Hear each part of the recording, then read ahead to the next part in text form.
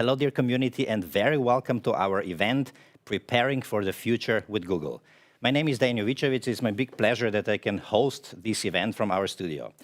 I have a statistic that I just read a few weeks ago. We will need to reskill and upskill 80% of our labor force. We'll only be able to migrate, so to say, to attract up to 20% of the talent, and we have to do our homeworks at home. We have to upskill and reskill big amount of our labor force. This is what our event today is all about, and I will kindly ask you and invite you to participate via Slido, to send us questions. We have a very good and distinguished panel with us today, a lot of insights that we can offer, a lot of solutions that we can offer as well, a lot of testimonials as well, or one very interesting testimonial. So I'd like to kindly ask you to ask us questions, and we'll include them into our panel discussion. The panelists of today's day are our Minister of Labor for Austria, Martin Kocher. Minister, very welcome. Thanks a lot for having me. Then we have Mardis Karlsdottir. She is Operation Officer in a hospital accreditation company and one of the program trainees, so to say, of this program. Hello. Hi, thank you. And both of my co-hosts of today's day, we're doing this with Google and Female Factor. We have Mahdis Gharaei here. She's a co-founder and co-CEO of Female Factor. Mahdis, welcome. Hi. And last but not least, we have Antlanger-Winter, Country Director of Google Austria. Christine, welcome. It's great to be here. Very important topic, very important event, and a lot of input that we have to share with our audience today. Why is Google doing this? What is it about reskilling that you find attractive also for Google? Yeah, as Google Austria, this is really at the core of what we do here in Austria, because we see the importance of upskilling, of reskilling people across Europe and across the world, but also in Austria. And we want to contribute to this. Together with strong partners like the Female Factor with Mardis, to really bring these necessary skills here and to bring the trainings. We see that trainings that we can provide for free are really powerful to go along with all the education and other education parts here in Austria. It's just something that we need to add on top of that, because I think we are all familiar with the word lifelong learning. So we're in the transition of creating a completely new kind of education experience throughout our lives. So these kind of trainings or certificates that we also support and provide for Austria are really essential, I think, to make this a success for the Austrian economy and for the Austrian society overall. So we started in 2020, we started the Google Zukunftswerkstatt in Austria. So really a program and a platform that delivers a lot of tools and trainings for free in a really broad variety of topics. And last year we started with Google Career Certificates, and the Female Factor is one of our partners, and these Google Career Certificates are really designed for very concrete job skills. So we have 4 different job skills that you can acquire through these trainings. It's IT support, UX design, digital project management, and data analytics. And we see that this is really impactful. So you can do this, you can apply, for example, through our partners, the Female Factor, and you can do these certificates within 6 months, self-paced, and it's a mix of peer group and doing things on your own. You can do it completely remotely, and we've received so much positive feedback, and I'm really proud that we have a graduate here today, Mardis, who did one of the certificates. I'm very much looking forward to hear from you. And yeah, because of this really great success and the impact that we see, we are also extending the program, and we still have some seats free. So I'm very much looking forward to have even more people being interested, because I really believe in the impact of these certificates. And the impact on the personal career as well. We'll hear this from Mardis. What kind of impact did this have in your career? Is that the wish that you have for any participant in this program? Yes, that's exactly what we're looking for, right? Because it's not providing trainings for the sake of the trainings. Yeah. We do this because we want to create impact. We want to create impact so that people can really grow in their career, grow in their skills, and in the end, also for employers and for companies. And this is where we have a lot of positive feedback as well, to have people who who have the skills that companies need for their transformation journey, or for new companies that are being founded in Austria. We have so many really successful startups as well. I think we're on 4th place in Europe with the most unicorns in Austria. And these companies need a lot of people with state-of-the-art skills. And I think this is why it's really essential. And one very important point is we don't want to do this on our own. We can't do this on our own. We want to contribute, but what it really takes is strong partners like the Female Factor, and we also are very in close contact with the government and with other companies to really do this together for Austria. I think that that's essential. Mahdis, what is your perspective on the topic? Why is Female Factor doing this? What are you giving away in this program? And also, I think you asked your audience, what are their expectations? What kind of skills are they looking to improve in? Could you give us some insights on that? Absolutely. Christina already mentioned that we gave away the scholarships together with Google in 4 specific areas. And I mean, Mardis has the experience with digital project management. But for us as the Female Factor, it's important that we give hands-on skills that are relevant, because as we know, higher education that you were part of a couple years ago is not particularly relevant anymore, especially when it comes to the technology sector. So what you learned a year ago or 3 years ago might not be up to speed anymore. And this is a great opportunity to do it in a very flexible way. And as Christina mentioned, it's built for 6 months, but we have Mardis here who finished it in less than a month or 2, I think. So it's really up to you how you include it in your daily work life. And that's what we want to see. We want to see an impact on women's careers especially, and we also want to see them move up in the ladder, so to say. And that's the beauty of it, because it not only impacts her career, her financial independence, she is also kind of a multiplier, because she has an effect on the project she leads in the digital sphere. And the example that we have here with Mardis, and I'd love to hear from her first now, is what it actually meant not only for your career, but for the entire company that she was working at, and hopefully new jobs that were then created. Mardis, you did the certificate. How was it? What impact did it have on your career and your skill set? Well, the job that I had already was as a project manager. When I came into that job, I had already been doing a PhD in behavioral medicine and in health psychology in Iceland. But when I moved to Austria, I was transitioning. And so obviously I had to change. I was working then for this hospital accreditation, which was still in medicine, but not in project management. So my skill set was transferable. But once I saw that the Google Scholarship was available for project management, I wanted to get that certification. So I also had those hard skills to prove and to be able to grow and apply this to my project in order to make it scalable, because it's something that I truly do believe in and I want to be successful. And once I was able to have that and bring this to the table, then this was able to grow it in a way that we were able to separate it more and make it be a project that stood more on its own 2 feet.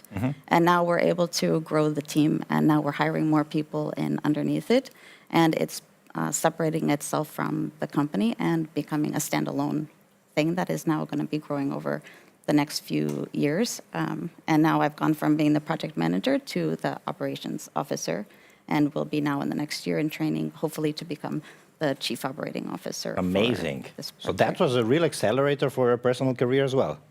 Yes, now I will be taking more Coursera classes now for this newer role, and continuing the upskilling, of course.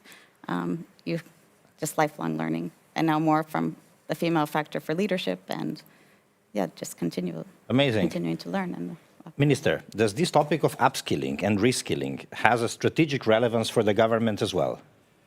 Absolutely. I mean, the point is actually we need on every level initiatives like that, or initiatives on the governmental level, initiatives in many companies, because reskilling, upskilling will be the topic of the next 10 years for sure. At every meeting that that we have as ministers at the European level, this is a topic that we discuss either over lunch or formally, because all, I think, governments in Europe know that the fact that we have a transition in the sector of the technology, but also in terms of the green transition, that takes place quite quickly, but that requires different kinds of skills and competences and different kinds of knowledge. leads us to the conclusion that we need a lot of these initiatives and a lot of money channeled towards reskilling and upskilling. So I think it's really vital to sustain our level of welfare and our level of living. It's also important, I think, to make sure that people don't fear that transition. And all these initiatives, I think, help to get away with the fear that some people have, because it's important that many more people actually take part in these initiatives. So there's a goal that we have in Austria that 62% of our workforce until 2030 participates in a reskilling or upskilling initiative every year.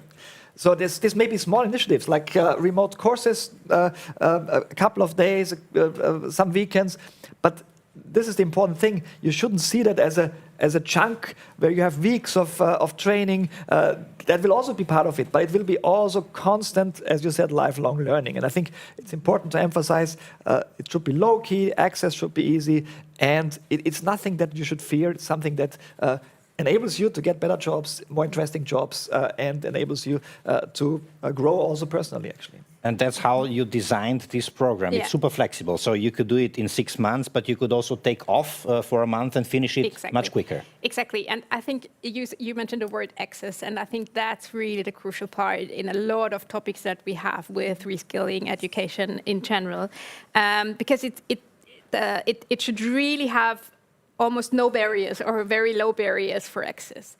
And one is flexibility, right? So flexibility helps that access is much easier. You can do it besides your job, so and then it takes a bit longer probably, as you can't assign so much time in short term, or you just free up time and do it in a very short amount of time.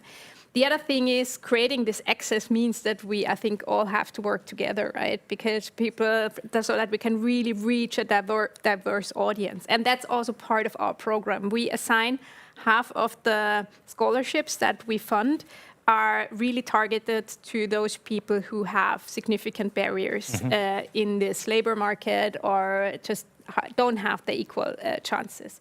So, and this is really important because this is also where a lot of potential lies, right? When we're talking about female empowerment and women, right? There is such a huge potential in creating additional tech skills, for example, in our labor market, in our society. And so is other groups that didn't have this easy access to this kind of education training skills. Do you have any special programs for women as well? Is that the focus topic as well? Of course. I mean, this is one of the main focus topics in the Ministry of Labor. Of course, we focus on people that are unemployed at the moment, mainly, not only. There's different programs also for people that are employed, but mainly for people that are unemployed. And there's, of course, a set of programs that are specifically targeted towards women, specifically, of course, in the area of technology, digital change, that should help, of course, also to raise the proportion of women in these jobs, because this is something we still have a problem with. There's also, of course, consulting, so you can get advice, the so-called Frauenberufszentren.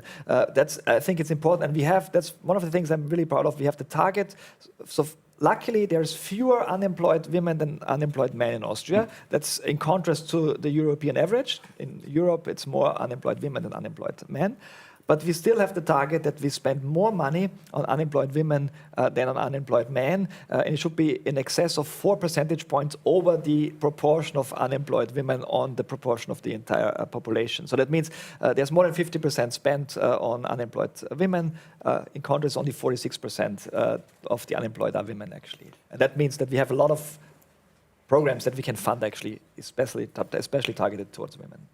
Mahdis, you have a lot of also clients that you advise in this and consult in this field. What do you see there? Is there improvement going on in the market? Are these initiatives that Google are doing, that the minister is talking about, essential for upskilling of women and also for financial independence, as you mentioned?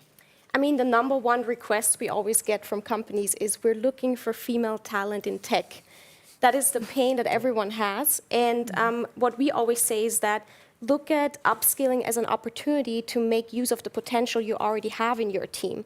Because if you want to be successful in technology, you don't necessarily need to be an expert in robotics or go into like software development.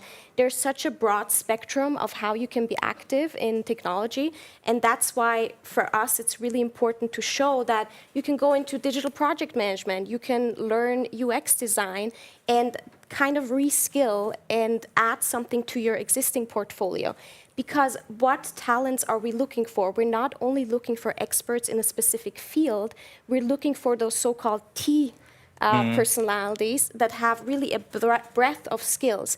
And digital skills come in handy with, we call them so-called power skills, such as communication, collaboration across different teams. These are really important aspects that go hand in hand with digitalization. We are still humans, we're still interacting with this, and it's a mix of things that is necessary. I think this is a super point. We talked to Johannes Kopf, the boss of the Austrian Arbeitsmarktservice, and he did a survey among 170 Austrian companies, what kind of IT skills do they need?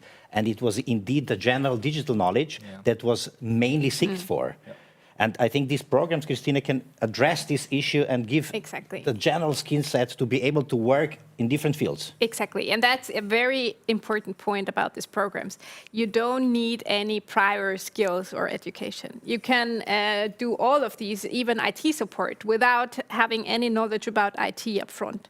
And that's, I think, such an important part of really creating the scale of people we need for not only those who are the super genius software engineers, we need them as well, but we need a much broader field of digital skills. And that's what our certificates are also designed for.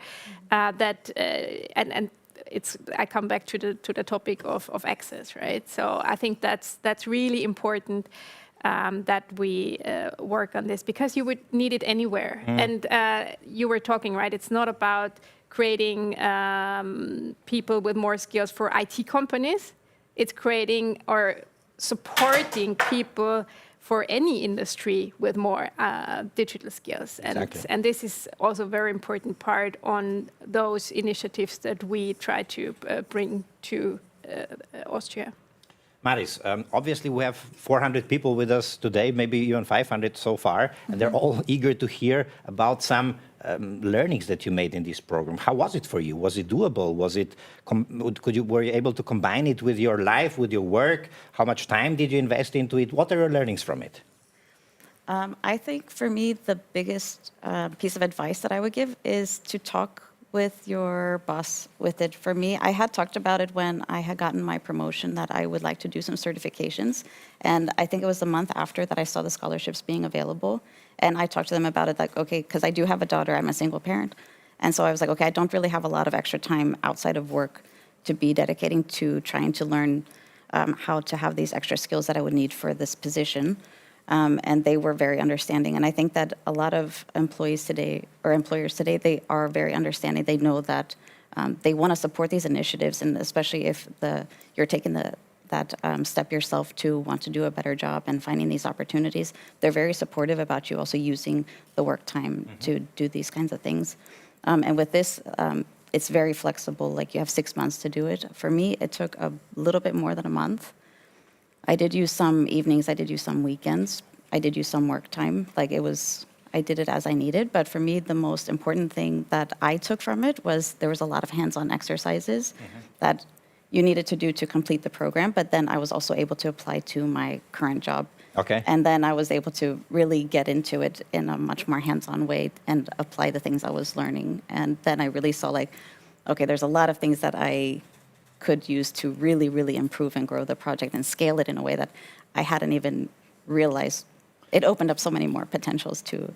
And that confirms what Minister said. We don't need to think in 3-year master programs anymore. No. It's permanent skilling and upskilling that brings us further in the career as well. Yeah, and I really think that it makes you also more passionate about what you're doing, because then it gives you that extra motivation and drive.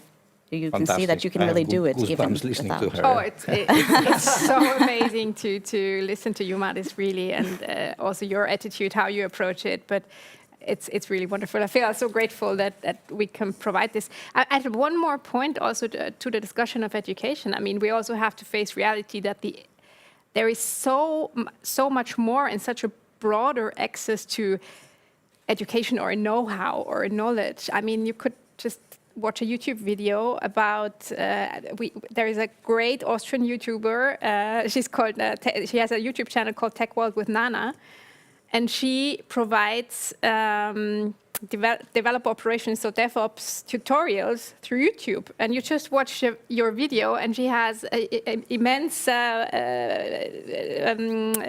view base from developers and software engineers. Just giving one example. Yeah. And I think this is a completely different kind of world that we're going into, right? Yeah. And I wanted to highlight the point of the certificates, because we need a certain taxonomy so that companies can also evaluate what kind of knowledge is this, not like a 3-year master or 4-year master, but okay, this is the certificate and this is where they've done it, and so I know I can rely on this and I know what this is all about. And I think that's a huge advantage, actually. It gives so much more flexibility also for employers and on the other side for employees. But one point that I'd like to address as well, you mentioned it, that your employer gives you the opportunity and the free space to do it. Yeah. Minister, in Austria we tend to look to the government and expect the government to solve all our problems. Who is responsible to pursue this upskilling and reskilling? Obviously you need to set some regulation and you need to set some frameworks. But do you see the companies, the economy as well responsible? You mentioned 62% of workforce will take place in reskilling. You will not be able to do that as government. No, of course not. No. The main responsibility lies within the companies, of course, and they do it already. Actually, you have to. That's nothing new to many companies. And the government can support it. There are programs. For instance, one of the programs we have in Austria is the Bildungskarenz, the education leave. It's a program that is actually quite generous, and the German government wants to copy it at the moment. It's part of their coalition agreement that they want to introduce something similar. So we have initiatives for those who are employed. We have initiatives for those who are unemployed. But in the end, it's a societal challenge that we have to that we actually have to pursue together. It's the companies that have the main, of course, objective, but then, of course, it's the government, and also, as I mentioned before, those who have to do it and have to want. They have to want to do it, actually. And we have, of course, sometimes in Austria the opinion that whatever somebody who's 50 years old says, I don't have to learn these new things. That's something we really have to cope with in terms of the attitude, because if we don't cope with it, we are not able to fill the positions we need, and we actually will lag behind economically because we don't have enough educated, skilled people, actually, because they have to work until they retire. And then, of course, things change. I mean, this is 15 years. I mean, probably 20 years ago, saying at an age of 50, I don't have to learn much was possible. That's getting more difficult now, of course. From a political perspective, can we expect also from employees to take active part and serious part in these programs? I think most like to, actually. So most really want to. It's also a topic how these are organized, where they are fun. I mean, you said they actually were not fun, but they actually helped you to develop and motivated you further. Actually, I think that's one of the things. We have to motivate people to learn more. Some people, especially some people that are lower skilled, are a bit demotivated by the education system they experienced in younger years, and I think these kind of motivations have to be brought by the companies, by other programs that we have, and we see once people start doing it, they really like it. I have one program that I just want to talk about briefly for unemployed people. That's the Coderspace that exists in Vienna and in Linz. It's a program where people with very low key access, so you don't have to have any tech background, that are unemployed, can start learning coding. And then after some time, people will either go to a real training, or they finish this training at the Coderspace. And we have lots of migrant women that have very nice skills. They do it very well. They find very good jobs afterwards, but had no background before. So the point here again is, just try it out, actually. How is it called, the program? It's the Coderspace. So Coderspace, okay. It's within the programs that are offered by the AMS in Linz and in Vienna, actually. Perfect. Yeah, and I think what really comes nicely together is that we also see this there is so much more engaging opportunities to gain education, right? Or to upskill yourself. I mean, as we said, right? Coding camps, YouTube videos, and that's the opportunity. But and to overcome this legacy that we have from 20, 30 years ago, where education was mostly known as boring. But it is not, actually. So I think that's the great opportunity. And I wanted to mention the pandemic in this case, because I feel the pandemic, one positive thing that we can take out of this, I feel a lot of people that would have been stuck in a more traditional mindset were somehow a bit forced to adapt to new ways of working.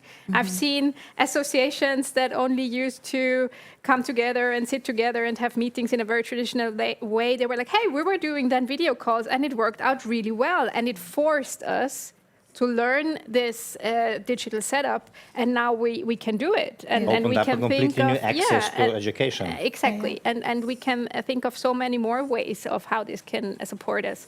And I feel this is the great opportunity of this time and these years, really. We have a lot of questions. Before I jump into it, Mahdis, just one brief question. Will it be a question of employee attractiveness as well to offer such programs? I think this will also be a competitive factor on the market. Absolutely. As an employer, if you don't offer support with upskilling or offer access to these programs, you're not state of the art, let's say. Absolutely. And I also want to mention one point here is the environment you're in. The scholarships that we're giving away with Google, you have a peer group that you have access to. We as the Female Factor, we are a community, we are a network. Mardis' story is incredible, but there are 80 more stories out there with the women that we've been working with. So it really helps if you have access to other people who are doing it with you. You have accountability buddies, because I have in my career signed up to multiple online courses. I haven't finished a lot of them due to time. So you just need someone to be there, to be on this journey with you. And I think that's why communities are so important. That's why we love doing this in the group. I have a question for that. Miriam Alendes is asking, does the program provide mentorship along the way? And is there support at the end to prepare for interviews and hopefully land the first job? Mentorship? So the program itself, Christina, that's something that you need to answer. But if you do it through us, so if you register for the scholarship through the Female Factor, you automatically then also have access to our mentoring program, and you also have like CV checklists, and we support you with your career in general if you become part of the community. And we also provide support with exactly these kind of skills, how to apply in the best way. It's not all part of the Google Career Certificate, but there where Google Zukunftswerkstatt comes in. So we definitely offer these kind of trainings as well. Perfect. Minister, how many of these training opportunities provided by the government are able for non-German speakers living in Austria? That's a good point. Most of them, of course, for German speakers, but there is programs that are in English or where you need only a very basic level of German, actually. Perfect. There's not that many, because most people that speak English, of course, easily find a job in Austria, because there's many companies that look for English speakers. Actually. So that's the reason why we don't have that many unemployed people that are only English speaking. Same question for Christina and Mahdis. Are all of the trainings available in English? One of the barriers for me to pursuing education in Austria is the traditional uni programs are all in German. English. English, yes. Okay. We think across borders. Okay. Christina, you mentioned that at the beginning, but maybe you can summarize it once more. Sure. I'm curious why Google is doing this. And do you do this in other countries too? I know it's not precisely the topic, but somebody is curious. Of course, I'm happy to answer. So it's a European program, actually. So the scholarships that we give away in Austria are part of a much broader pledge that we've given on the EMEA level, actually, so Europe, Middle East, Africa. And it's really the whole company of Google knows that this is one very important contribution to society at large and to the specific countries and regions as well.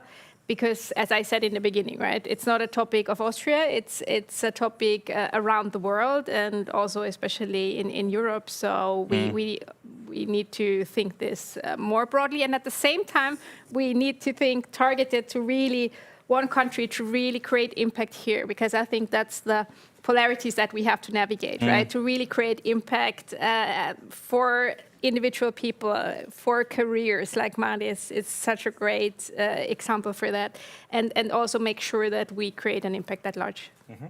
Mardis, Victoria is asking, is it possible to keep my full-time job while I'm attending the course? What was your experience? Yeah, I think absolutely. You have 6 months that you can do it, and that would be then if you're doing maybe 6 hours a week. So, Perfect. yeah, absolutely. And obviously it's designed the way that that's possible. Exactly. Yeah. Then how can one choose the best program? Is there any assistance in this regard? Also good questions. Based on what is the decision on awarding a scholarship to an applicant made? So how can you choose the best program for you? Mahdis, do you have any, do you match the needs of the market with the skill requirements of the candidates, or how do you do that? So usually we have all the information on the different programs on our website, and you can dive deeper into that. And if you have any questions, and if you want to really pose a question that is relevant for your career right now, you can just contact our team and also the Google team. And concerning the question on the application, what do you base it on, so to say? You can just apply, and it's honestly, I think almost everyone gets access to it. It's no barrier at all, to be honest. So we first come, first serve, or? Yeah, you could say it that way. That's what that's why we have partners, because I mean you have such a good overview on where the demand is, and we try to match the demand more or less. It's not that we want to create a bottleneck where you have to apply and then you're not sure. We want to that's our goal, to match the demand. And that's why we also want to get the word out, because I believe there is hopefully a lot of people who would have advantage out of that as well. And maybe just why do we provide these for job skills? We really try to match this with what's in demand, right? What's the skills and job profiles that we see are out there that a lot of different sectors, companies, industries have a need for. Minister, I'm not sure whether this is too detailed. In case it is, we'll deliver the answer later. The question is, can the course be done as a part of Bildungskarenz? That's a good point. I don't know by heart, but that's something that can be applied for at the IMS, and they will tell you whether this is possible. Okay. So it depends a bit on the scope of the course. Probably the course alone is not enough, but if you have 2 or 3 courses, it's probably enough. So it's about the scope, and usually at the university it's a bit easier because you get ECTS points, and there is a certain level that you have to reach in the Bildungskarenz.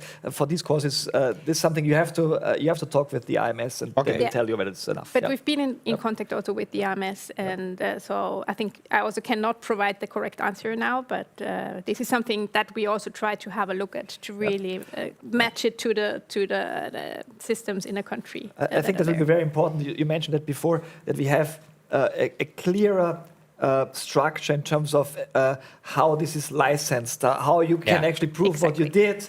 We're talking about individual learning accounts at the European level, so that you have a bit more structure on all these initiatives, and you can actually show to your next employer what you can actually, because your current employer usually knows that.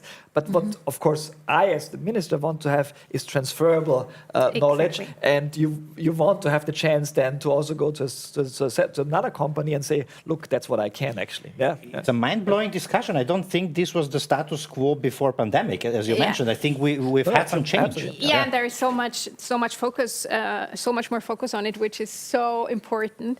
And this is something and this is the great thing, because it's a European initiative as well. We try to match this with all these taxonomies and systems on a European level, so it fits in there. It's also acknowledged as a pre-skill from the London University of Business. So we really try to make sure that we can that it also matches the systems and the taxonomies that we, I think, are working on, because I think it's also work in progress, and this will be so much more important over the next years. This is shaping the future. A few quick questions. Is it possible to get a scholarship for more than one certificate? As far as I know, yes. Yeah. You're saying yes, Mahdis? when you get the scholarship, you have access to all 4. So this is also helps you choose which one. So you don't get allocated just one. You don't have to apply for one specific one. You get access to all of them. And then you can also choose which one you feel like fits you more. And, How do we apply for the scholarship? Mahdis, maybe for you? We can send the link. It's femalefactor.global/upskilling, and you just simply apply. That's it. Perfect.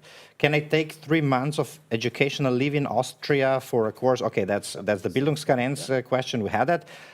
Are you adding new courses? Was somewhere here? Are there plans to expand on the skill areas? I'm interested in DevOps.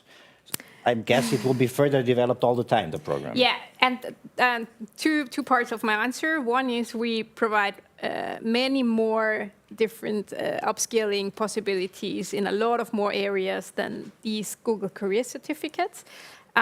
So I would really encourage you to have a look at Google Zukunftswerkstatt or even beyond. I don't have the current information if we will expand the skills in this Google Career Certificates alone. We will definitely give an update as soon as this is happening, but I would really like to encourage everyone to have an even broader look if one of these 4 job skills does not match so much your expectations. Mardis, maybe you can answer this. Is there an entry assessment test? Did you have an assessment test at the beginning? No. No, so just application? Yeah, it is meant for you to be able to come in without any previous knowledge. And so perfect. this is, but at the end, there's tests for you to get the certificate, of course. Yeah. Great. If I'm not selected for the scholarship, which is unlikely because we have very good partners here that are eager to offer you as many opportunities as possible, if I'm not, is there a way to attend them in other terms, and how much do they cost if it's not within the scholarship? Our approach is to offer trainings for free. Okay. Very good. Hope you like that, and just apply, all of you. Mahdis, how many spaces do we still have free? Around 100. Around But 100. I know that Christina is generous, so if we run out of the 100, we might be able to get more. No, we're aiming to match the need. Of course, I cannot promise it, but that's the thinking behind it. Of course, we have a certain amount of scholarships throughout Europe, and we try to match that. And as we're really creating great success stories in Austria, we definitely have room there. And yeah. Okay. Is there a free joining the mentorship with Female Factor?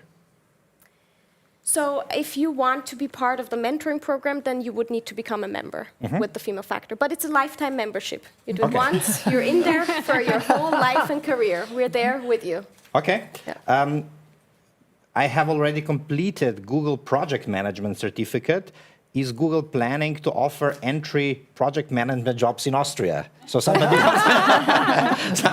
So do they have a benefit if they do the scholarship of Google? I like this question. I like the thinking. And in fact, of course, for jobs that we offer, and you can always have a look at career.google.com. There we have all the jobs available throughout the world and also for the specific location. So have a look. There is some jobs open for Austria. And of course, we also acknowledge the certificates for job applicants there. Okay. How do we apply for the scholarship? We had that already. Maybe to sum or to wrap up our discussion, what is your call to action? What is your takeaway of the discussion? I think it's important really it was a new aspect to me as well, that we as employers also have the obligation to deal with the topic, to offer our employees reskilling and upskilling programs. And there are partners on the market who do that, be it Google, Female Factor, or the government of Austria. Maybe just to wrap up the discussion and key takeaways of the talk. My key takeaway is that it's really great, especially on this panel, that you can really feel this will for collaboration on the topic. I think it takes all of us. Everyone has to contribute, be it companies, be it the employers, the people themselves, right, and the government. And it's great that we can go this step forward. And I think this panel showed it very lively. Mm-hmm. Minister? There's lots of initiatives. I really like that. I think that many companies, many institutions already are on the forefront on that and will, of course, support it further. I think that's very important. I think we have to we have to succeed in shifting a bit the perception of these kind of reskilling, upskilling initiatives. But I think we're doing a good job. And Austria is actually, if you look at the level of reskilling, upskilling initiatives and programs, actually not at the top of Europe, but in the first third. And I think that's a comforting finding. And I'm seeing these initiatives for me is always a pleasure, and I hope that we have more of them. And the economy has a perfect partner in you and the government for these initiatives. Thank you for that. Yeah, Mahdis, I will conclude with your final statement. This question, one came up more: is Google certificate without previous education in that specific field enough for the entry-level positions? What do you think? Could you start a job somewhere with this certificate? Absolutely. That's exactly the message that I want to bring across. It's for any age group. You don't need to be afraid of this. It's such a huge opportunity, and please make use of it. Whether you were with your family for a couple of years out of the workforce and you're coming back, whether you want to get into a higher position in a different department in your existing company, whether you want to switch jobs, it's all for you. And it's at the same time, it's also relevant for employers. You can offer this to your team members. I know, Dejan, that you offered it to your team members, so thanks for that. So yeah, it's just out there for anyone and everyone. And for us as the female factor, it's the reason we wake up every morning, do our job. This is the impact we want to see. Mahdis, final words. I think just if you feel stuck for some reason, if you don't feel like you have the opportunities that you want, there are so many initiatives that are around. Just find the mentors that you need, find the support that you need. There are really all around you. You're not stuck. You can learn new things. You can find things like the Female Factor. You can find the Google scholarships. You can find what the government is offering to support you. It really is, anything is possible as long as you just keep trying and keep searching for it. I'm energized and inspired. Thank you very much. This is Shaping the Future. Thank you for all the initiatives, the work that you're doing. Grab the opportunity. We have approximately 100 more scholarships that are waiting for you. And if needed, maybe some additional ones. Thank you for being with us today. Thank you for the panelists. And stay in touch, keep in touch. Female Factor, Google, and all the other initiatives will help you design your life and your future. Thank you for being with us, and goodbye.